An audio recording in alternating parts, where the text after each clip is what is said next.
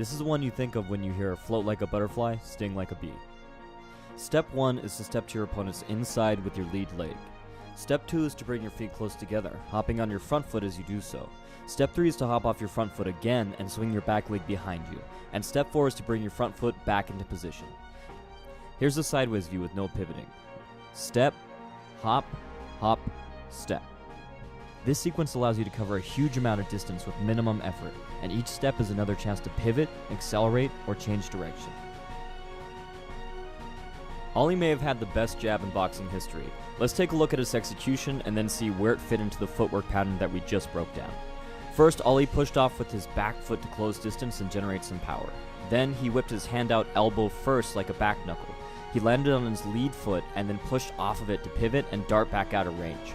This is pretty unconventional. I can't imagine a boxing coach who tells you to put all of your weight on your lead leg when you jab and let your back foot come way off the ground. Oh, and lean really far forward too. But this lack of structure is what allowed Ali that great mobility. By the time he completed his jab, he had drastically changed the distance in center line. In musical terms, Ali's timing was on the half beat. If you were counting 1 and 2 and, Ali was in range on the 1 and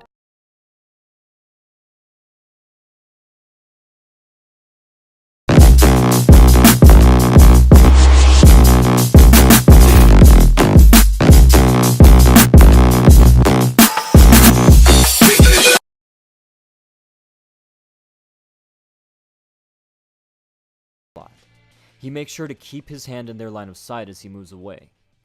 If all they can see through the small gap in their guard is his hand, they assume the rest of him is still there too. This means that Lomachenko is using his glove the same way a matador uses his cape against a charging bull. The fact this trick works is nothing short of astonishing. As I said before, brilliant and amazingly simple. I can't imagine how frustrating this must be for his opponents, not to mention painful.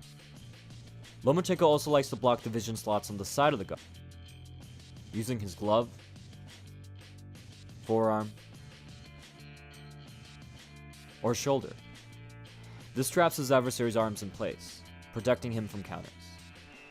He can also control their head or pull down their guard. He doesn't need his opponent to cover up to block their vision. He can simply cross one hand over his competitor's eye and then attack with his other hand. As his opponent's eyes get more and more swollen, vision control becomes easier and easier. But one